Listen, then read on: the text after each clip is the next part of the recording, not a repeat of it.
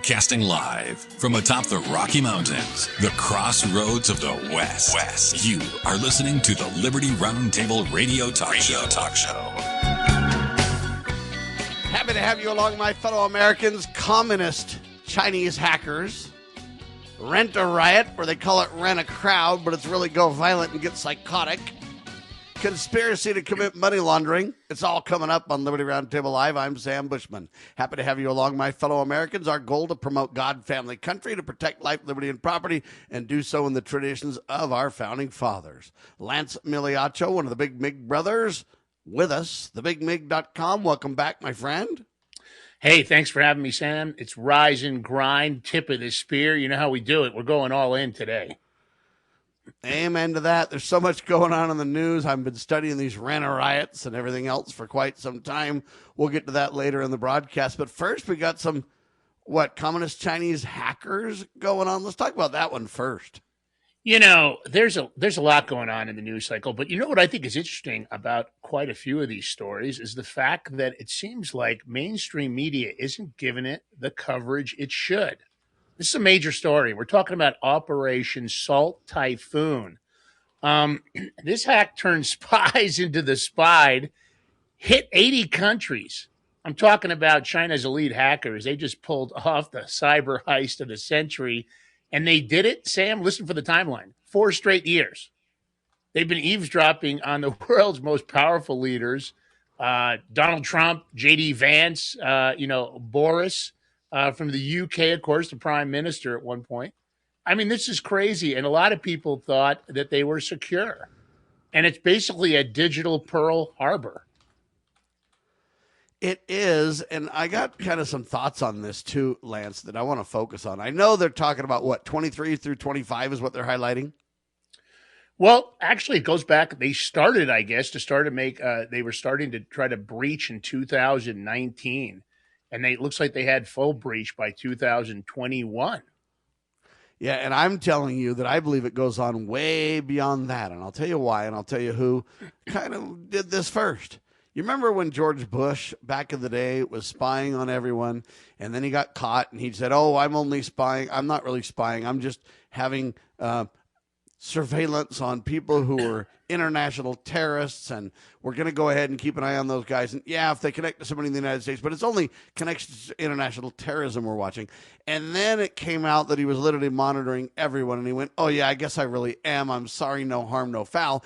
Congress should have thrown him in the clink for that, ladies and gentlemen. It was criminal. It was unconstitutional. It was immoral. It violated the separations of powers. He had no authority. So he took the law unto himself, and it was a crime, in my humble opinion, because we're supposed to be secure in our papers and in our persons and in our effects and everything else. And, there's all kinds of due process responsibilities of innocent until proven guilty. And, hey, is there a probable cause? You can't just go through this without probable cause. And, I can keep going, right?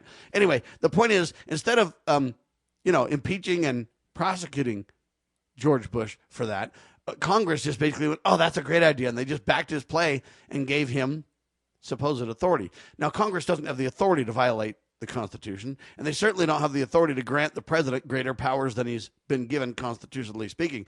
So Congress was criminal and out in the weeds, and all those folks should be arrested too. I digress, except to say this has been going on for a long, long time, and we're as guilty as anybody else. Lance? There's been lots of evidence of our own government spying on us at different times. Fort Detrick, Fort Washington, we've heard all this stuff. Yeah, without evidence, without authority, let's be clear. That's correct. Without evidence or without authority.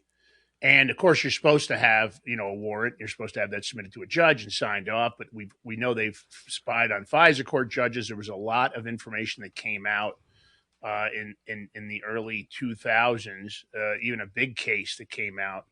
It was actually in Las Vegas, Nevada, and it talked about in that case Barack Obama and the spying infrastructure that was put in. Of course, they were using Echelon and Carnivore and all the other programs, and they came out with a supercomputer that advanced them even further. They were justifying it because of 9/11, that they had cause to do what they were doing. They weren't supposed to be spying on Americans. They were supposed to use it to spy on obviously foreign terrorist organizations, but it went way beyond that. And you're right, they've been doing it for a long time. And Sam, the interesting part about this is this is those spying agencies' fault. It looks like they had put back doors in these systems. And of course, the Chinese figured out how to access these systems. Even the fact that the Chinese were accessing FBI wiretap databases, which allowed them in advance to warn their own spies and even geolocate millions of important individuals. And this is where I have one of the biggest problems, because think about this. This breach also allowed the hackers to FBI-created wiretap databases. The FBI has no authority to create these things. The FBI is unconstitutional in and of itself. But then they create these databases literally spying on every one of us, Lance? Yeah, you don't want to get me started on the constitutionality of this current government. I mean, 17 subject matters specific to the Constitution say which subject matters the federal government has control. You know, Fort Stocks arsenals, 200-mile district of the water, crimes against ambassadors, crimes against the post office. You know, a very limited jurisdiction, but they've used the Admiralty Maritime Law to extend themselves in an unconstitutional and non-constitutional manner, and they justify it with a judiciary that rules on their behalf. And wiretap databases is not on the list, ladies and gentlemen. No, that's definitely not. But, you know, here's the worst part, Sam, and you're a tech guy. We know that you've got this serious tech background. So they built these back doors in, and then the Chinese use this malware. And here's the horrible, horrible truth. They embedded the malware in the hardware, and it can't be patched. It's not like they can go in and say, we're going to fix the software. Don't worry, we're going to close the back door. It's in the hardware. It's in the networks. Now, listen, I want you to tell the audience, Sam, how bad that is. Forced that to happen, though, right? Absolutely, because of the way they built the system. And let's face it, a backdoor is only used by the good guys only until the bad guys figure out how to use it. There's never been a backdoor put into any programming or network systems that ever hasn't eventually backfired. Now, Sam, explain, just the audience, they know you're a serious tech guy. Tell people how bad this is, the fact that it's in the hardware, because the truth of the matter is the government can't guarantee anybody that they've stopped this hack. Well, it just shows how ignorant Congress really is about this, first of all. And then I'll get into the details of the hardware thing. But, of course, China has denied these allegations. Is anybody surprised about that? But then it says, in response, the U.S. Treasury proposed sanctions on Chinese firms for this. There was a 13-nation advisory that was issued August 2025, etc. And so you've got Congress on one hand, and you got the Treasury Department acting like, oh, we got to sanction these people. They're bad guys because they exploited this back door. But understand that if you have a back door in the hardware, it means that it was not added later. It was not done by a programmer, not known by people. It was a manufacturing mandate, Lance.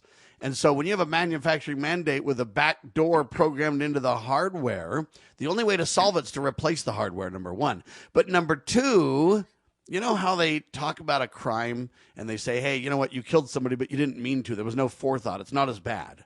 When you have forethought and you have planning and you have execution and you have it built into the hardware, this proves this was all intentional from the very start. And then the question is, who made the mandate, Lance? Well, you're talking about the mens rea of a crime, which is the mental state, which is the fact that you have preemptively decided to commit this crime. And, of course, it's always linked to the first overt act.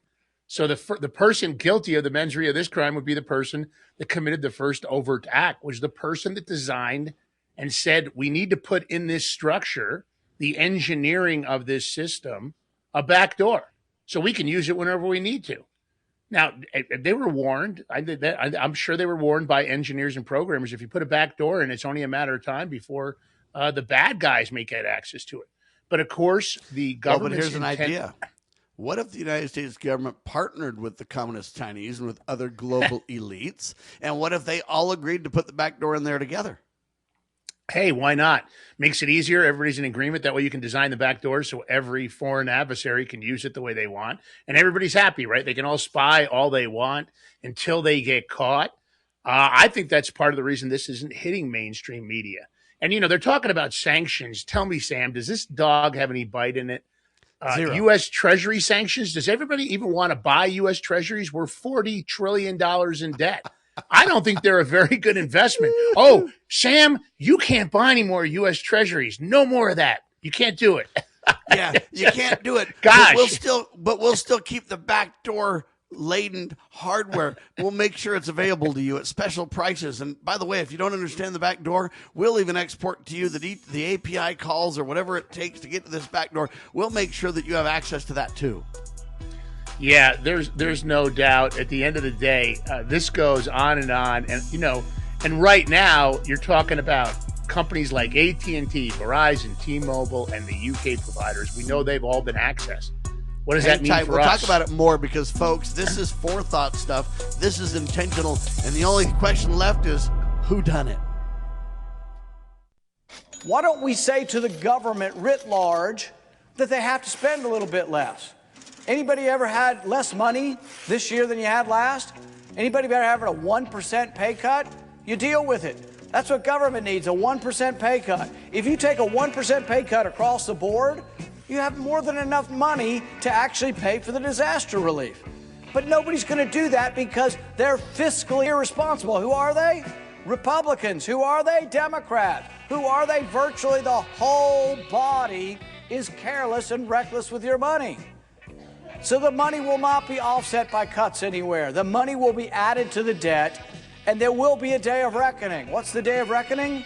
The day of reckoning may well be the collapse of the stock market. The day of reckoning may be the collapse of the dollar. When it comes, I can't tell you exactly, but I can tell you it has happened repeatedly in history when countries ruin their currency. Do you know what is great about America? Ask an Immigrant. Ask an Immigrant is a new podcast dedicated to helping Americans, especially our youth, value, appreciate, and be grateful for the freedoms we have here in America. Join host Lydia Wallace-Nuttall as she interviews immigrants from around the world to discover their inspiring personal stories about why they came to America. To learn more about why America is the most prosperous, greatest country in the world, download the Loving Liberty app or go to lovingliberty.net. In the medical field, IT security is crucial. Our highly skilled consultants are HIPAA certified and have 20-plus years of experience servicing medical clinics, billing, and supply companies. We offer comprehensive endpoint protection, guarding your computers and servers against all stages of threats. And with our 24/7 monitoring services, you'll never worry about extensive downtime again. Ready to level up your IT support? Call 801-706-6980 today and discover how great IT services can be with managed IT services.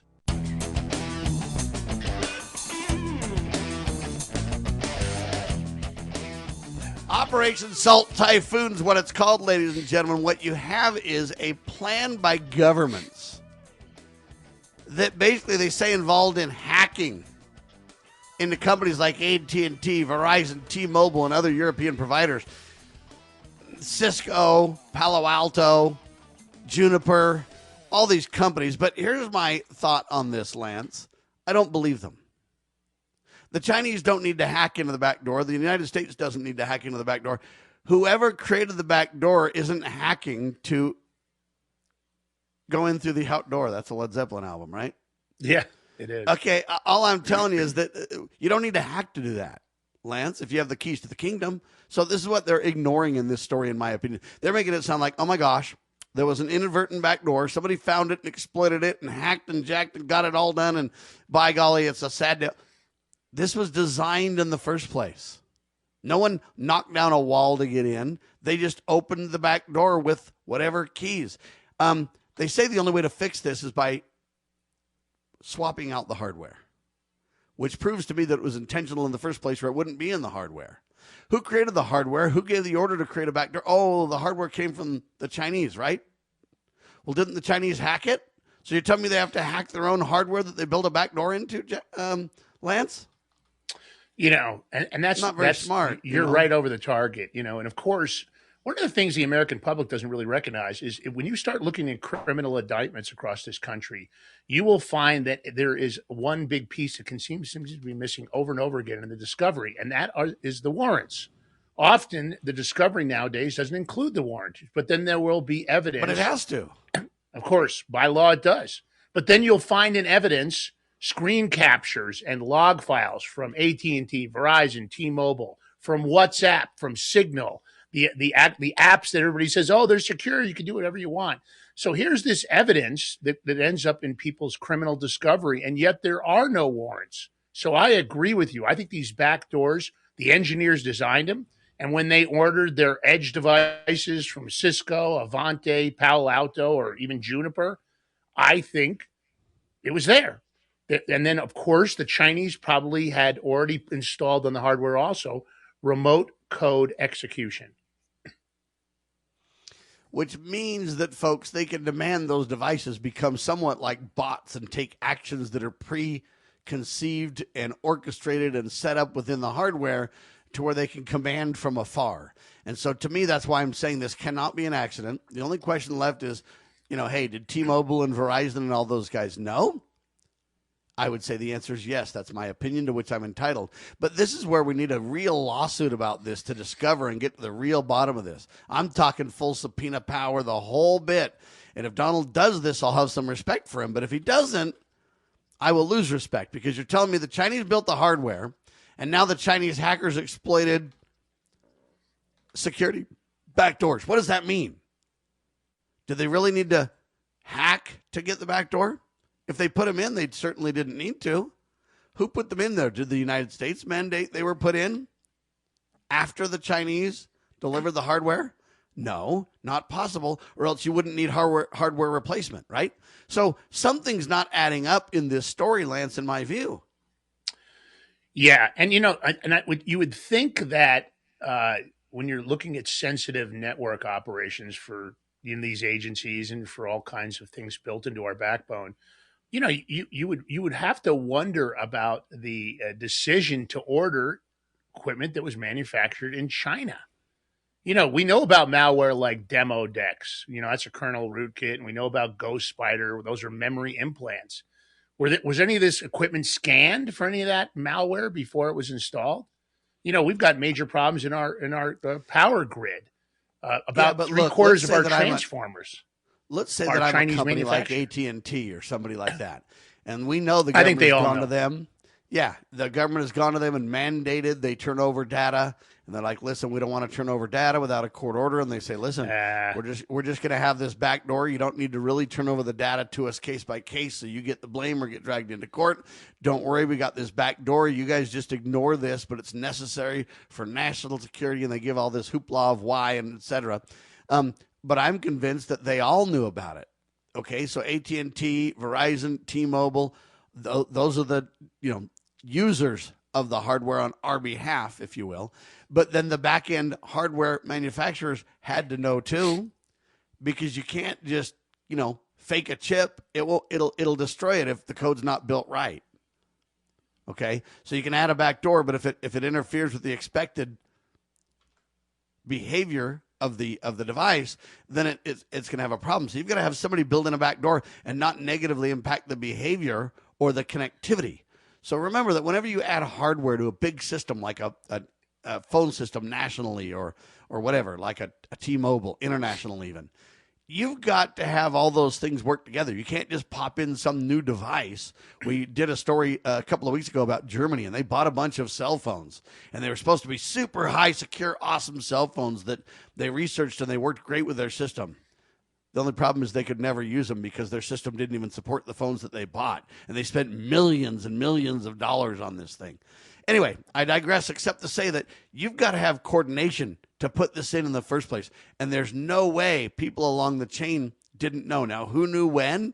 Whether the CEO of T-Mobile knew or not, I don't know.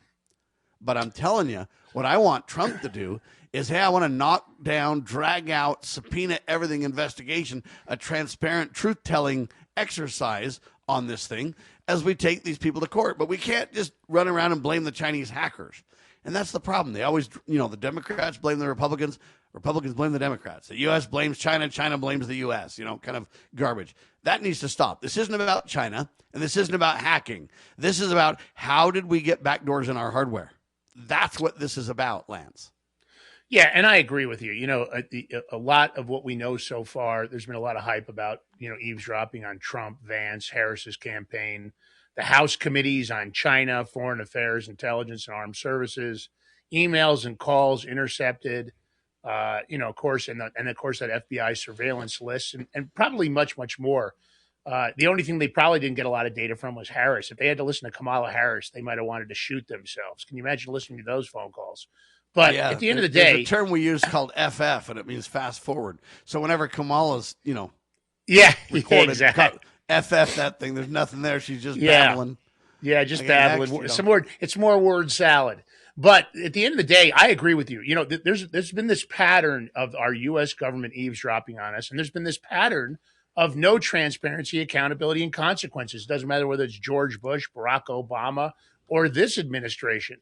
And we're seeing that because the oversight groups, the people that are supposed to be bringing these people to accountability and saying, hey, this needs a serious investigation, they're not doing it. Because I got to tell you something. If you submit anything to any of the oversight agencies, I don't care whether it's GAO, whether it's OPR, PIN, Civil Rights Division, it doesn't matter which division, you will get nothing back but a bunch of garbage and a redirection of how that isn't really their department, or they don't investigate things that don't have to do with Congress, or you may not get anything back at all. It doesn't matter if it's a certified letter and they have a legal obligation based on their charter.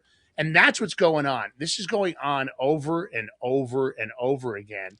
And I don't think this is isolated, and I don't think it's specific to just the 200 organizations in 80 countries that were eavesdropped on.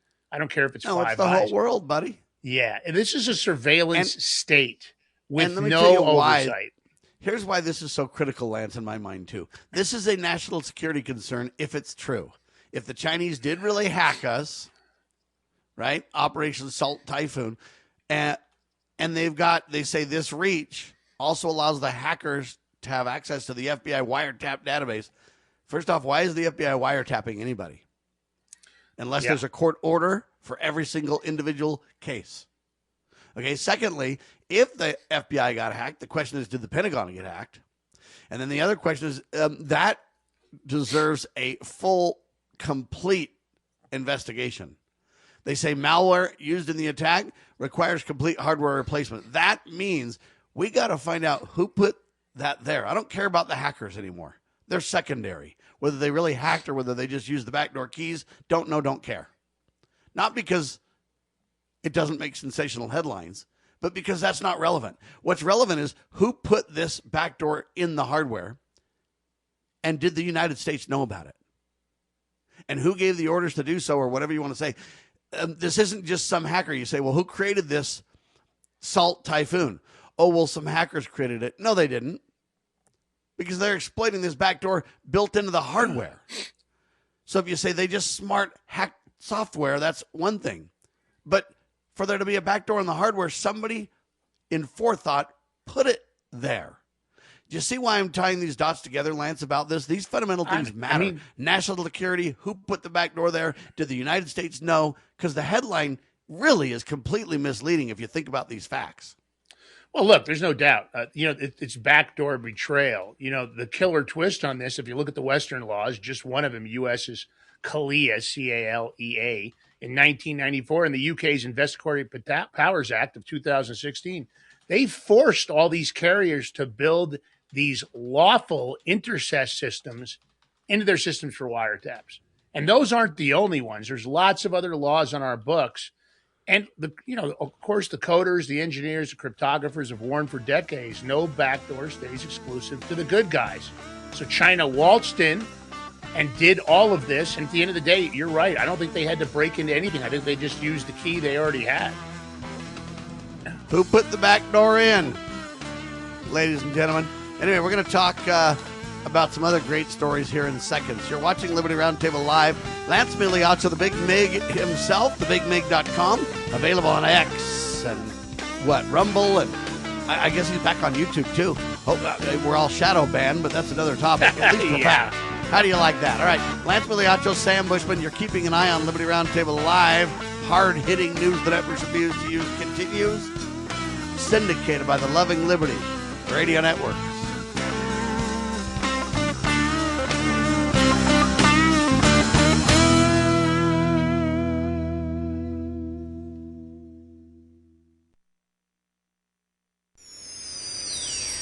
Your daily Liberty Newswire. You're listening to Liberty News Radio. breaking news this hour from Town Hall. I'm Rich Thomason. President Trump may not be through with Iran. In an online post this morning, Mr. Trump is urging Iran to negotiate a nuclear-free agreement with the U.S., and if it doesn't, quoting the president, a massive armada is heading to Iran. In the absence of a deal, Mr. Trump says the next attack will be far worse. An honorable investigation is what Mr. Trump says he wants in connection with the ICE shooting death of Alex Preddy in Minneapolis. After reshuffling his staff overseeing the Minneapolis immigration operation, the president embraced an investigation into the fatal shooting. He called the killing very sad and that he'll be watching over the investigation. The president also distanced himself from his deputy chief of staff, Stephen Miller, who described Preddy as an assassin who tried to murder federal agents. Asked if the protester was an assassin, the president answered no. Greg Clugston, the White House. And the president says he does not support calls for the resignation of Homeland Security Secretary Kristi Noem over her handling of the unrest in Minneapolis. President Trump held a campaign-style rally in Iowa yesterday, touting his record on the economy. Just after 1 year of President Trump, our economy is booming, incomes are rising, investment is soaring, inflation has been defeated. Today, the Federal Reserve announces its latest decision on interest rates. After 3 consecutive cuts, policymakers are expected to leave short-term rates right where they are, ranging from 3.5% to 3.75%. Power is still out for hundreds of thousands of utility customers in the east. It is bitterly cold following the massive snow and ice storm that battered so much of the country earlier this week. The storm-related death toll at least 39. On Wall Street, the Dow down 9 points, the Nasdaq 130 points higher. More on these stories at townhall.com. This President's Day, Pure Talk is honoring Jackson and Lincoln by offering unlimited talk, text, and plenty of data for just $25 a month. Meanwhile, Big Wireless is honoring Benjamin Franklin by charging families hundreds of dollars for the same 5G service. What's up with that? Ben Franklin wasn't even a president. When you switch to Pure Talk, you'll be in business with an American wireless company that supports our vets in a big way and keeps all their customer service in this country. That's important. And you'll be on the same towers the big carriers use, so you'll get the same 5G service without the inflated price. So hang on to your Benjamins and switch to Pure Talk for a Jackson and a Lincoln. No contract, no hidden fees. Dial pound 250, say Mike Rowe, and you'll get 50% off your first month when you switch. That's pound 250, Mike Rowe, for an American wireless company that is truly unprecedented. Pure Talk. Step into the boots of the American West with Range Magazine, where grit meets grace. This is a front row seat to the stories, struggles, and triumphs of ranchers, farmers, and stewards of the land. From jaw-dropping photography to no-nonsense reporting, Range brings you the untold tales of life on the range. Whether you're a city dweller with a cowboy's heart or living life where the pavement ends, Range speaks to the soul of the West. Subscribe today at rangemagazine.com. Are you ready to stand up for your community and support your local sheriff? Join the Constitutional Sheriffs and Peace Officers Association and become a vital member of the Sheriff's Citizens Posse. At cspoa.org, we empower citizens like you through weekly webinars, arming you with the knowledge to back your constitutional county sheriff. Together, we can uphold our Constitution and ensure liberty and justice for all. Your community needs you now more than ever. Attention collectors and savvy investors. We are excited to announce a momentous evolution in our journey. Introducing Free Water Coin Company, formerly known as Rust Coin and Gift. This rebranding takes us back to the very roots of where it all began, Freewater, Oregon. It's a tribute to the legacy of Al Rust and a celebration of 3 generations of dedication to excellence in the world of coins and precious gifts. Al, Brian, and Jake Rust standing strong through 64 years of service. Discover a world of exceptional service at Freewater Coin Company, your premier destination for genuine, honest money and precious gifts. Under Brian's expert guidance, Freewater Coin Company, building on the legacy of Rust Coin and Gift, continues its tradition of trust and excellence. Visit us at our Provo, Utah location. Explore our treasures online at freewatercoinco.com or call us at 801-377-1574. Freewater Coin Company, where your future is built one honest coin at a time.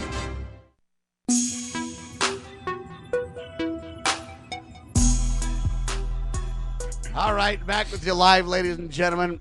You know, I asked ChatGPT about this thing where I'm like, hey, if this is a hardware backdoor, that shows forethought. And ChatGPT came back and said there are 3 layers, Sam.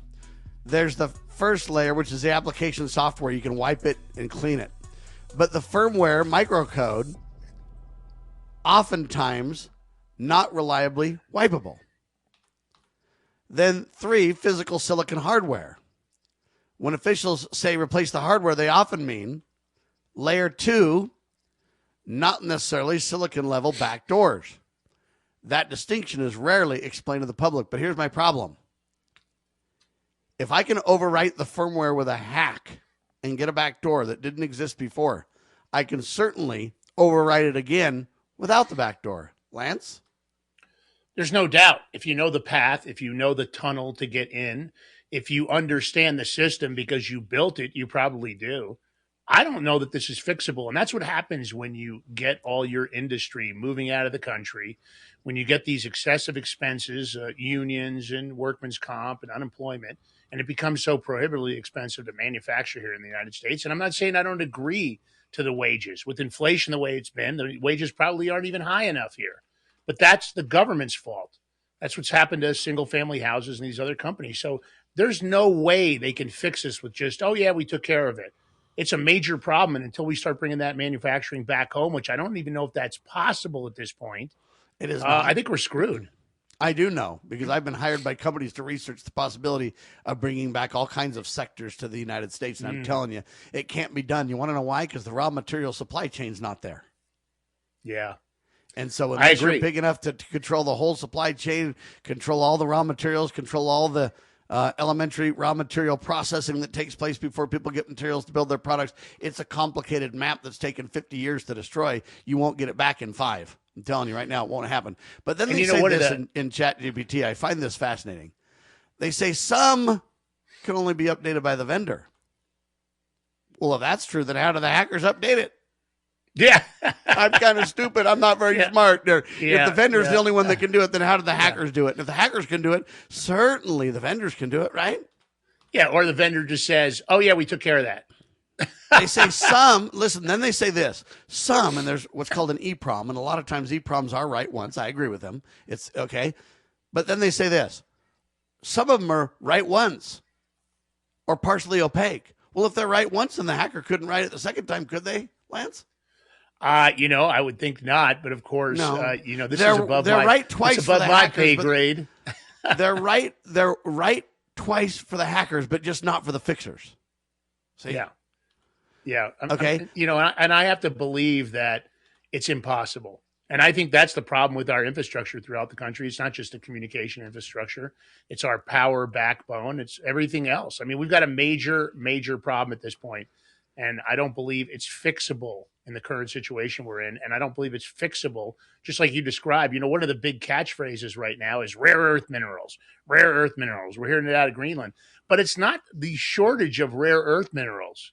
It's the processing of those rare earth minerals that China does 80 or 90% of the global rare earth mineral processing. Well, we don't have almost any processing here.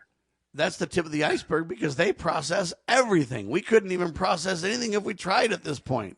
Yeah. Then they say this. The problem is experts say this. You don't have cryptographic trust. Okay, at that point, security teams say, we can't prove it's clean anymore. That's not the same as saying this silicon was malicious from the factory.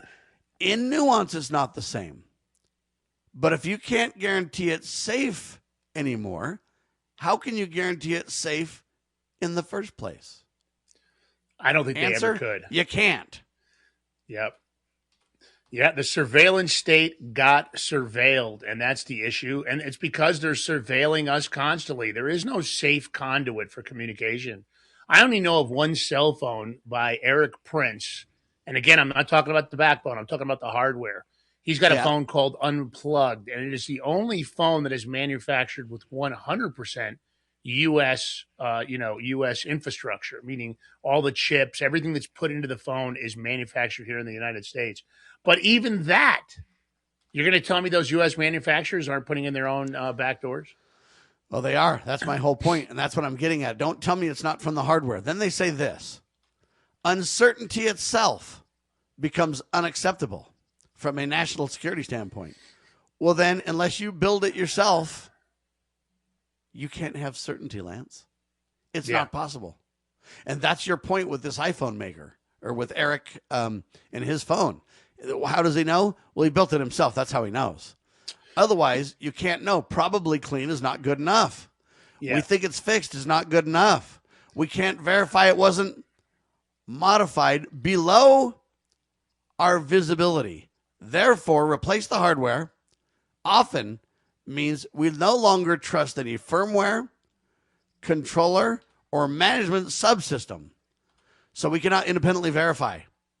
Well, then you can't buy anything from any of those clowns, can you?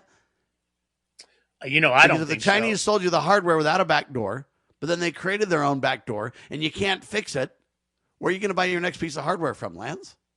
The Chinese? I mean, it's such a valid point you're making. And I want to segue just for a minute. Have you seen the movement on X and everybody discussing Claude code and Claude bots? Are you familiar with this? I have, yes. Uh-huh. Okay, and I think it's interesting, and I'm going to tell the other. So everybody is running out, and they're using Raspberry Pis, and they're using Mac Minis, and Mac Mini sales have supposedly gone through the roof, and everybody is creating this AI agent that has access to their Telegram and their Instagram and their social media, and in some cases, their payment systems for paying bills, meaning their banks, their credit cards for making payments. They've got them out there trying to make trading bots and trying to run their responses, and of course their CRMs for their customer management, their organizing, and some of it looks amazing and it's really interesting. But you know what I see lacking in the majority of the conversations? Security. They're going out on Claude code. They're giving their entire world access to this Claude bot. They're naming the Claude bot Jarvis or whatever the heck they want to name it. And nobody's talking about the possibility of somebody hacking the Claude code system and accessing all these AI clone bots that have factually maybe people's entire lives already being installed, because some people gave their Claude bot full access to their entire life. Now, Sam, you tell me, how dangerous is that? Well, it's insane. And what you're really doing is just saying, hey, I've been hacked everywhere because all these big companies, all these big payment companies and everybody else have been hacked. So now I just don't even care. Isn't that what they're kind of saying at this point? I think you are. I personally believe that you're. So again, I'm not saying that people aren't going to have AI agents. I'm not saying that there isn't benefits. I can see lots of benefits, especially for people that aren't extremely organized. But the vulnerability of what they're doing. So I've been bookmarking all these different posts, and I keep looking, and there have been a few about worrying about security. Some people that won't use a Claude bot. I see the benefits of AI. I use it all the time, but I don't know that I want to open up the door to every single piece of information I have. A lot of people are having to use it to do polymarket trading.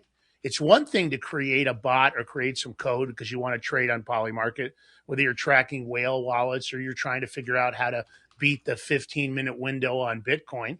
I get that.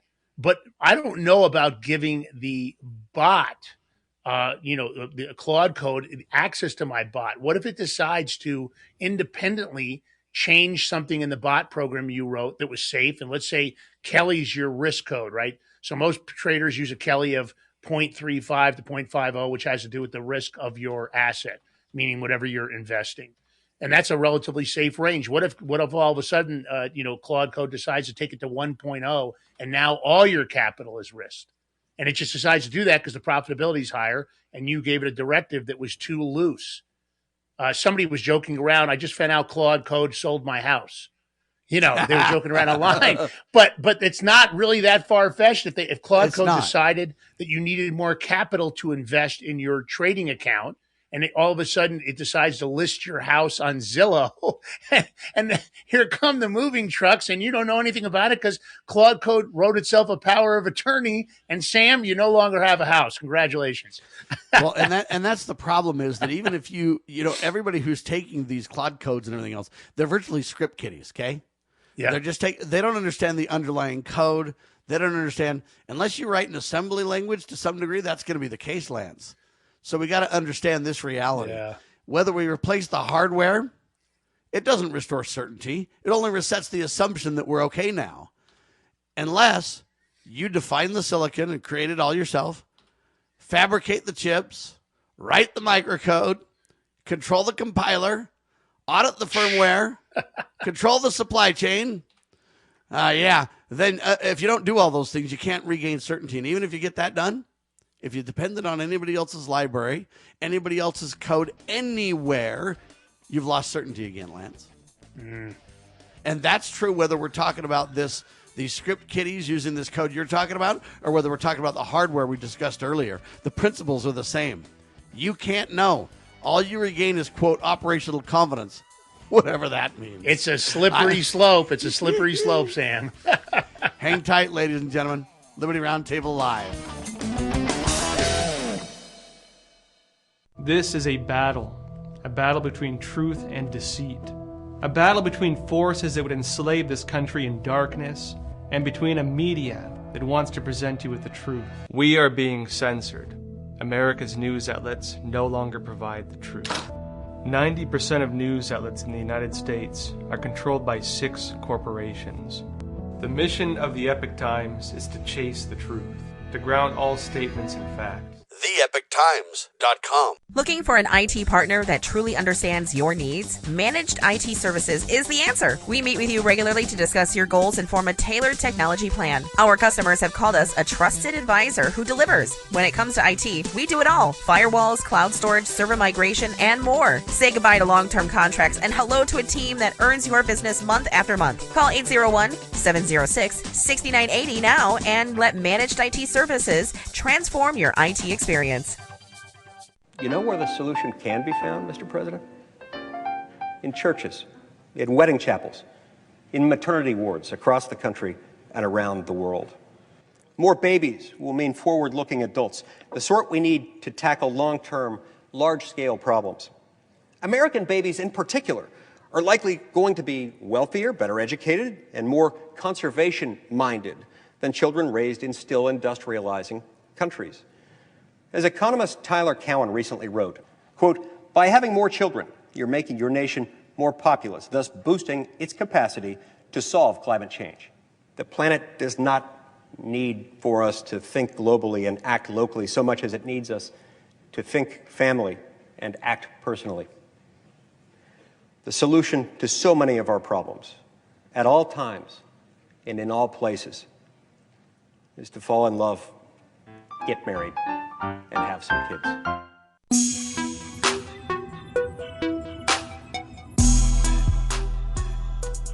We're talking about hardware and software and mid-layer firmware breaches. And I'm telling you right now that these people act like they have certainty, but they're lying to you. Okay? When you replace a piece of hardware, you're assuming the vendor of that hardware is legitimate, on the up and up. And that's why you're saying, hey, all we got to do is replace the hardware. But if the vendor's compromised, you haven't done anything except for lied to yourself. Okay? Absolute certainty is impossible at scale, Lance. I debate anybody on this. Absolute certainty is impossible at scale. Modern systems fail every classical trust model already. Okay? Chips are fabricated overseas. By whom? Oh, the communist Chinese that supposedly hacked us. Firmware is proprietary. You can't know what's in the firmware. It's like the Coke recipe there. Go ask the voting system people if you don't believe me there now. Okay, signing keys are centralized. Okay, who got the database of the signing keys? Supply chains span dozens of countries. Verification tools are vendor controlled. So the real model is not secure versus insecure. The fact is, it's, listen, risk managed versus risk exposed. Trust bounded is trust lost. Recoverable versus unrecoverable. Okay.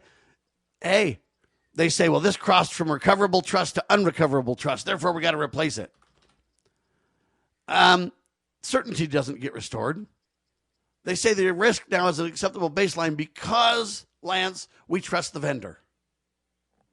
Because, Lance, you wrote an app, because you trust the compiler. You trust the libraries that you used. You trust all those things.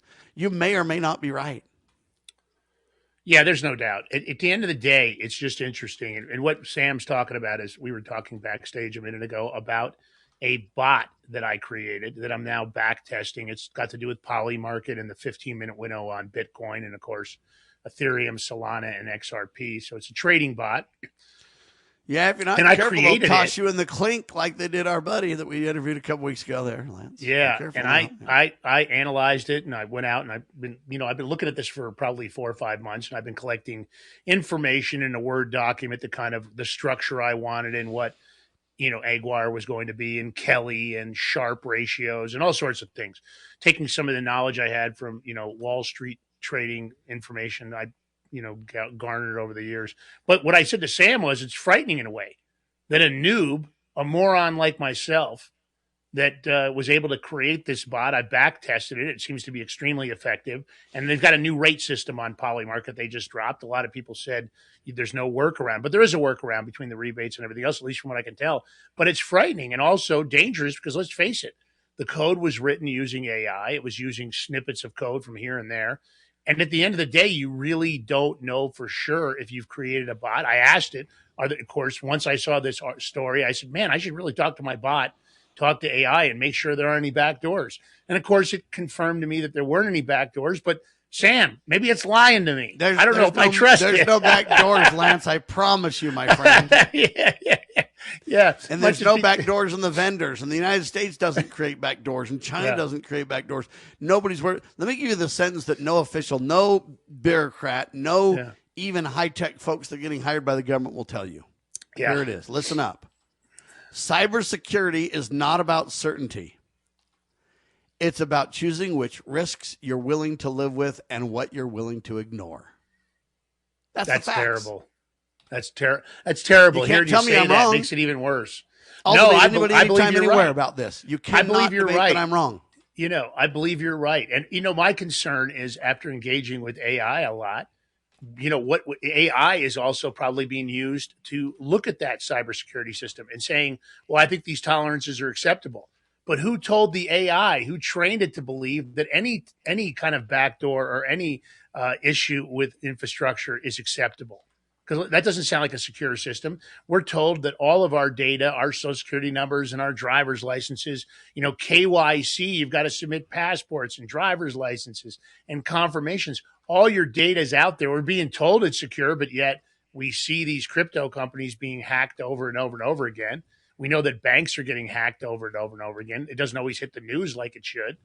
Now it's even worse. Now we're handing AI the keys to the castle. I'm wondering if my AI is plotting behind the scenes, rubbing its hands together, going, yeah, he doesn't know about my back door.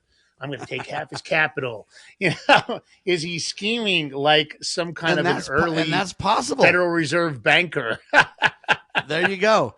Now they say this, unless you build every layer yourself, security is never proven, only presumed. Okay? Now, here's my point to you. Even if you build it all yourself, security is never proven. It's just presumed. And let me tell you why.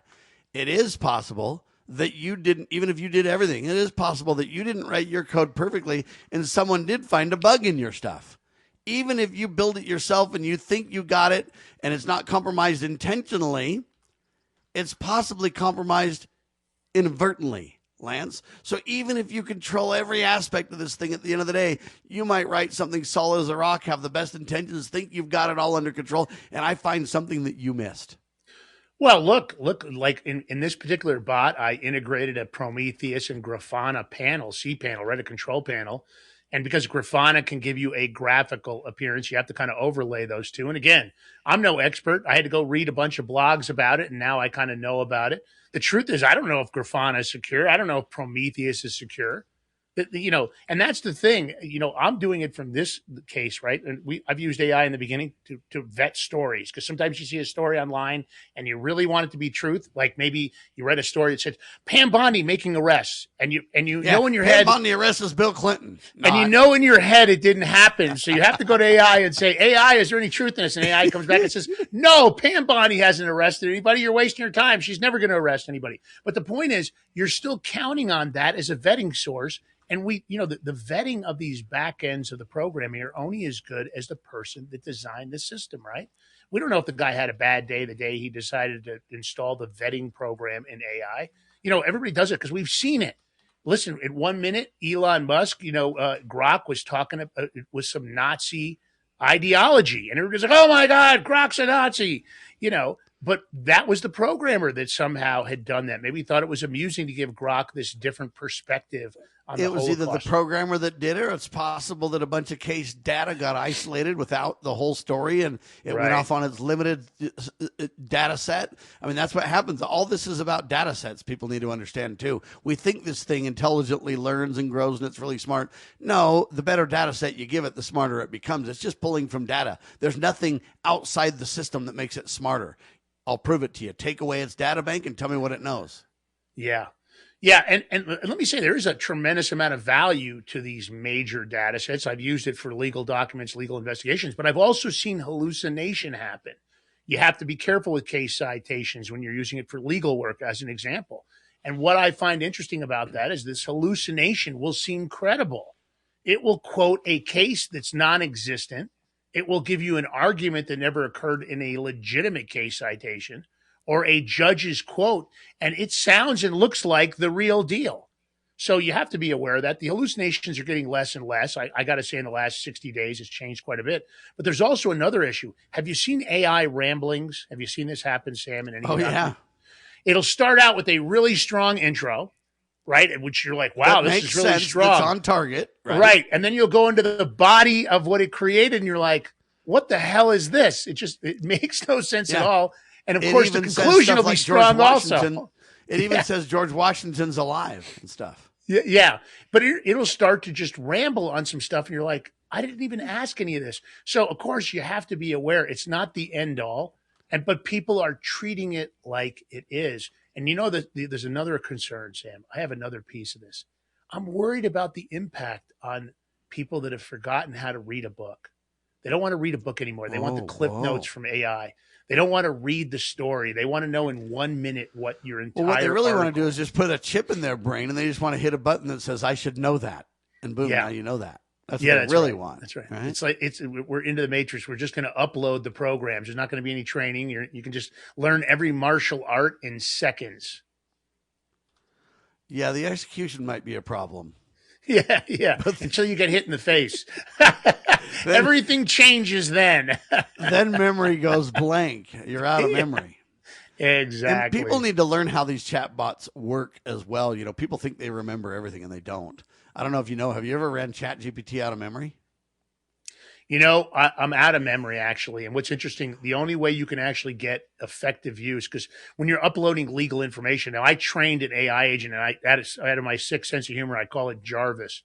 And it's a legal AI agent. So it's in a project, and I've used an AI agent along with Deep Search to train it. It's taken classes at Harvard and Yale and Stanford and Georgetown. It's scraped all sorts of data on pro se legal defenses and civil rights and Bivens 1983s and all the rest of that. Yeah, and it's been trained at all these different levels. But I will tell you that I have learned something. A study came out of MIT recently. It's about reclusive language or recursive language. And basically what it means is that if you use that program, you're going to get a more effective answer. So as far as memory is concerned, it is a major issue on all AI platforms. One of the worst I find is Grok. Not a great memory over at Grok. Grok is a crock. But anyway, I bring that up because memory is important. People need to learn how to use AI. You don't store everything in there. What you do is you create projects, and you point to guidance markers. Think of it as a super card with guidance. That's all that you should be storing. And when you do that, AI becomes 10 times more effective. When we come back, I want to talk about this interesting, what do you call it? It's a breach. Money laundering. Crypto. We'll talk about it. I'm Sam. He's Lance. You're you. Thanks for being alongside for the ride. TheBigMig.com is his website. Check out his weekend radio show. Check him out on Rumble and X and YouTube and everywhere else. I'm Sam Bushman, syndicated by the Loving Liberty Network. God save the Republic of the United States of America.